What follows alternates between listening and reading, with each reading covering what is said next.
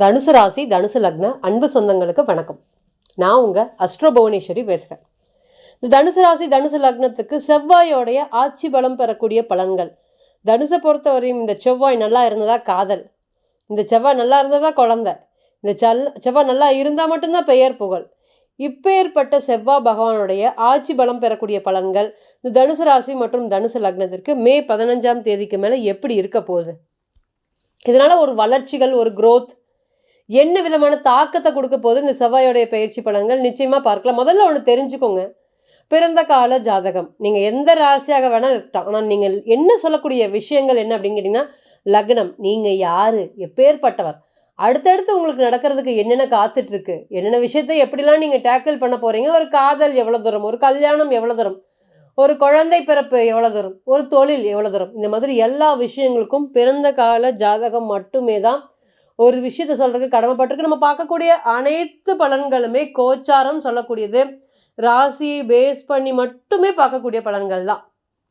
அப்போ 20 to 30% மட்டுமே தான் அந்த பலன்கள் பொருந்தும் அப்படிங்கிற எந்த ஒரு மாற்று கருத்துமே இல்லை. இப்போ தனுசு ராசி ஃபஸ்ட்டு இவங்க யார், பியூரான மனசு, எல்லாத்துக்கும் உதவக்கூடிய நபர்கள். ஒருத்தரை நம்பினா உயிரை கொடுக்கக்கூடிய ராசி எது அப்படின்னு கேட்டிங்கன்னா நம்ம தனுசு தான். கெத்தான ராசி 3 சொல்லுங்க, கஷ்டப்பட்டு உயர்ந்த ராசி சொல்லுங்க, பெண்கள் இன்னும் கஷ்டப்பட்டு வாழ்க்கையில் ஜெயிக்கணும்னு போராடக்கூடிய ராசி, நிறைய அவமானப்பட்டு வாழ்க்கையில் முன்னுக்கு வரணும் வெறி கொண்டு ஓடக்கூடிய ராசி, இது எல்லாத்துக்குமே ஒரே பதில், அது தனுசு ராசி தான். எழுதி வச்சுக்கோங்க. காலபுருஷனுக்கு 9 ராசி, எப்பவுமே மேசம் சிம்மம் தனுசு 3மே கெத்துன்னு சொல்லலாம். அதில் ஃபஸ்ட்டு நிற்கிறது அப்படிங்கிறது வந்து பார்த்திங்கன்னா தனுசு தான். உயர்வான குரு, உயர்ந்த குரு, உயர்வான நபர்கள். அப்போ என்ன இருக்கும் இவங்க மனசில், எப்போவுமே ஒரு உயர்வான சிந்தனை, தன்னை பற்றின நிறைய விஷயங்கள் இவங்க அடுத்தடுத்து அப்டேட் பண்ணிகிட்டே இருப்பாங்க. நல்லா பார்த்தீங்கன்னா தனுசு இன்றைக்கி ஒரு மாதிரி இருப்பாங்க, நாளைக்கு ஒரு மாதிரி பண்ணுவாங்க, நாளைக்கு திடீர்னு தன்னுடைய கேரக்டர் சேஞ்சஸ், ஒரு விஷயம் பிடிக்கல அப்படின்னா உடனடியாக அடுத்ததை மாற்றிக்குவாங்க.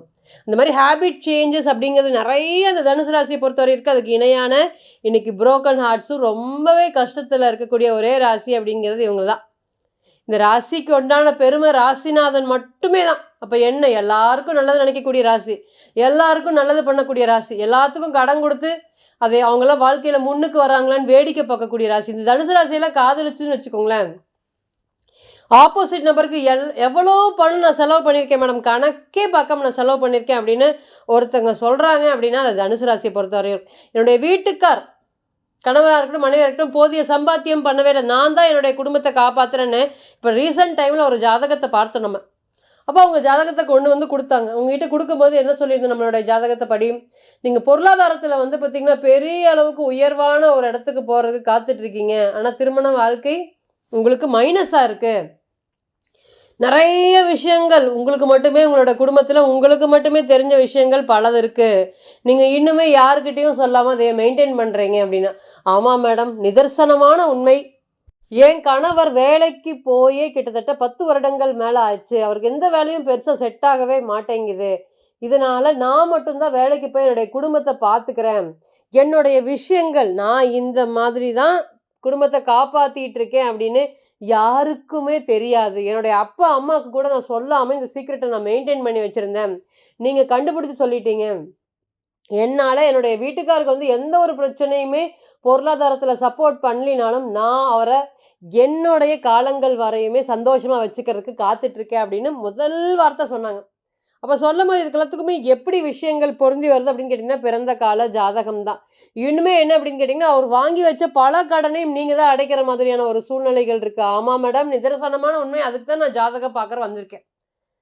அவருடைய தொழில் பண்ணி அவர் வரக்கூடிய கடன்கள் இவ்வளோ கடன் ஆச்சு, இத்தனை நாளாக என்கிட்ட சொல்லவே இல்லை, இப்போ தான் வந்து இவ்வளோ கடன் அப்படிங்கிறத சொல்கிறாரு, இது எல்லாத்தையும் நான் அடைச்சி முடிக்க முடியுமா, அதை கேட்குறதுக்குன்னா நான் வந்திருக்கேன், நீங்கள் கேள்வியே நீங்களே சொல்லிட்டீங்க, இதெல்லாம் எப்போ மேடம் எனக்கு சரியாகும் அப்படின்னு இரும்பு மனசாக, இந்த எவ்வளோ பிரச்சனைகள் இருந்தாலுமே அவங்களுடைய கடன் அவங்களுடைய சொத்து மதிப்போட அதிகம் இருந்தாலும் இந்த இரும்பு மனசோட வந்து இந்த தனுசு ராசி அப்படின்னா அதுக்கு என்ன ஸ்பெஷாலிட்டி, எல்லாத்தையும் மோட்டிவேட் பண்ணக்கூடியது, தடலடி முடிவு, அதிரடி முடிவு, ஈகோ பேஸ்டு டெசிஷன் எடுத்தாலுமே தட்டு தடுமாறி குடும்பத்தை காக்கக்கூடிய தூண்கள்னு சொல்லலாம். எவ்வளோ கஷ்டம் வந்தாலுமே இந்த தனுசு ராசி ஆண்களுக்கும் பெண்களுக்கும் கல்யாணம் பண்ணி கொடுங்க. அவங்க எவ்வளோ ஒரு பொருளாதார கஷ்டமான சூழ்நிலை வந்தாலும் விட்டுட்டு போகணும், விட்டுட்டு ஓடணும் அப்படிங்கிற ஒரு காலமும் அந்த தவறான டெசிஷன் அப்படிங்கிறது எடுக்கவே மாட்டாங்க. நிதர்சனமான உண்மை. அதுக்கு எக்ஸாம்பிள் தான் அந்த ஜாதகம். இந்த ஜாதகத்தை பார்க்கும்போது சொல்லியிருந்தா கிளியர் கட்டாக இண்டிகேஷன் பண்ணுச்சு. அந்த அவங்கனால இவங்களுக்கு எந்த ஒரு பிரயோஜனம் இல்லை. நீங்கள் சொன்னது கரெக்டு. நான் என்னுடைய வீட்டுக்கு கூட நான் தெரியாமல் இத்தனை வருஷமாக மெயின்டைன் பண்ணிகிட்டே இருக்கேன். என்னுடைய வயது 40 தான் மேடம் ஆச்சு. ஆனால் நான் 20 வருஷத்துலேருந்து வேலைக்கு போயிட்டுருக்கேன். என்னுடைய குடும்பம் என்னோடனால தான் ஓடுது. இன்றைக்கி நான் ஓரளவுக்கு பேரும் புகழோடு இருக்கேன்னா அதுக்கு இதுதான் காரணம். எனக்கு இவ்வளோ தைரியம் வந்துச்சு அப்படின்னா தனுசு ராசியை பொறுத்தவரை ரொம்பவே ஸ்பிரிச்சுவல் தாட்ஸு. நீங்கள் ஆரம்ப காலத்தில் ரொம்ப ஸ்பிரிச்சுவல் அதிகமாக இல்லாமல் இருந்தாலும் படிப்படியாக உங்கள் கையை பிடிச்சி இழுத்து கூட்டிகிட்டு போய் கோயிலுக்கு உட்கார வச்சுருவோங்க. ஆட்டோமேட்டிக்காக நீங்கள் அங்கே போனால் தான் உங்களுக்கு ஒரு ரிலீஃப் கிடைக்கும் அப்படிங்கிற ஒரு நிலைமையை ஆரம்ப காலத்திலிருந்தே அந்த குரு அப்படியே பழக்கிப்படுத்தி கொண்டு வந்துடுவார். அது ஒரு 25 வயது கடந்தால் அந்த கோயிலே கதின்னு கிடக்கிறவங்க, எந்த ஒரு பெரிய விஷயத்தையும் கோயிலில் போய் முடிவெடுக்கிறவங்க, அந்த கோயிலுக்கு போயிட்டு வந்தால் மனசு தெம்பாக இருக்குது, இந்த மாதிரி விஷயங்களை தனுசு அதிகமாக ஃபோக்கஸ் பண்ணும். இன்றைக்கும் எல்லாருக்காலையும் ஃபைட் பண்ணிகிட்டு இருக்காங்க.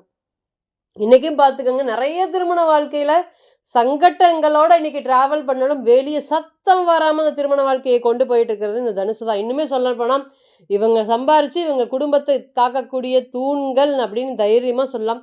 இந்த நேரத்தில் இந்த செவ்வாயோடைய பயிற்சி பலன்கள் இந்த ராசியை பொறுத்தவரை இன்னுமே நம்ம சொல்லிட்டே போகலாம். அந்த அளவுக்கு ஒரு நல்ல ஒரு யோகமான பலன்கள். தவறு அப்படின்னா அது எந்த இடத்துல யாராக இருந்தாலும் மன்னிப்பு கேட்க தயங்காத ஒரே ராசி அப்படிங்கிறது இந்த தனுசை பொறுத்தவரையும் நிதர்சனமான உண்மை. யாருக்கிட்டையும் மன்னிப்பு கேட்குற தயங்கவே மாட்டாங்க, யார் காலையும் பிடிக்கவும் மாட்டாங்க.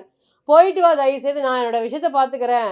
ரொம்ப பந்தாலாம் பண்ணினாங்கன்னா தனுசுக்கிட்ட ஒரு துளி பார்த்திங்கன்னா கேட்க மாட்டாங்க. அந்த அளவுக்கு ஒருத்தங்க வேண்டாம் அப்படின்னு சொல்லிட்டு போனாலுமே திரும்பி அது என்னன்னு கூட அதை திரும்பி பார்க்கவே மாட்டாங்க. நீ என்னை வேண்டான்ட்டு இல்லை, தேவையே இல்லை அப்படிங்கிற மாதிரி போயிடுவாங்க. இதெல்லாமே தனுசு ராசியோடைய கேரக்டர். இந்த நேரத்தில் செவ்வாயோடைய பயிற்சி பலன்கள் ரொம்ப நாட்களாக காதலிச்சுட்டு இருக்கோம் மேடம். எங்களோட வீட்டில் சம்மதம் தரமாட்டேங்கிறாங்க, நடக்குமா நடக்காதான்னு பெரிய யோசனைகளோட குழப்பங்களோட ஒரு நாட்களையும் கடந்து பயணிச்சுட்டே இருக்கிறேன். இந்த சூழ்நிலைகள்லாம் மாறுமா? எனக்கு காதலிச்சுட்டு இருக்கோம், நிறைய சண்டை சச்சரவுகள் வருது, எதிர்பார்க்க முடியாத அளவுக்கு பிரச்சனைகள்லாம் இன்னொருத்தர் மூலியமாக வருது. நிறைய காதல் சார்ந்த விஷயத்தில் பார்த்திங்கன்னா நிறைய பிரச்சனைகளை சந்திச்சுட்டு இருக்கேன் நான். கணவன் மனைவி உறவுக்குள்ளார இன்னொரு நபர் வருவதையும் நான் பார்த்துட்டு வேடிக்கை பார்த்துட்டு அவங்களால பார்த்திங்கன்னா திருமண வாழ்க்கையில் எனக்கு அவ்வளோ பிரச்சனைகள், அவ்வளோ டார்ச்சர் இருந்தாலுமே இந்த தனுசு ராசியை பிறந்த ஒரே காரணத்துக்காக இந்த சகிப்புத்தன்மைங்கிறது கடவுள் எங்களுக்கு கொடுத்துட்டாரா அப்படின்னு கேட்கக்கூடிய பல ஜாதகங்கள் மத்தியில் இன்றைக்கி இந்த பிரச்சனைகளுக்கு எல்லாமே ஒரு முடிவு காலம் அப்படிங்கிறத பிறக்க போது. காதலிச்சுட்டு இருக்கவங்களுக்கு பெற்றோர் சமயத்தோட ஸ்ட்ராங்காக இந்த நேரத்தில் வீட்டில் போய் அப்ரோச் பண்ணுறதுக்கு, அதன் மூலியமாக நிறைய கல்யாணம் சம்மந்தப்பட்ட விஷயங்கள் பாசிட்டிவாக நடக்கிறதுக்கு ரொம்ப ரொம்ப ரொம்ப யோகமான நேரமாக கண்டிப்பாக இருக்கும். அதே போல் குழந்தைக்கு முயற்சி பண்ணிகிட்ருக்கோம், எங்களுக்கு இந்த குழந்தை மட்டும் கிடச்சா எங்களுடைய வாழ்க்கை ஃபுல்ஃபில் ஆயிரும். 5 வருஷமாக 6 வருஷமாக குழந்தை பேருக்கு முயற்சி பண்ணிகிட்டே இருக்கிறோம். எங்கே போனாலும் நிறைய கேள்விகள் கேட்குறாங்க. ஏன் இன்னும் குழந்தை வரலையா, ஏன் இன்னும் குழந்தை வரலையா அப்படிங்கிற மாதிரி கேள்வி கேட்டுகிட்டே இருக்காங்க.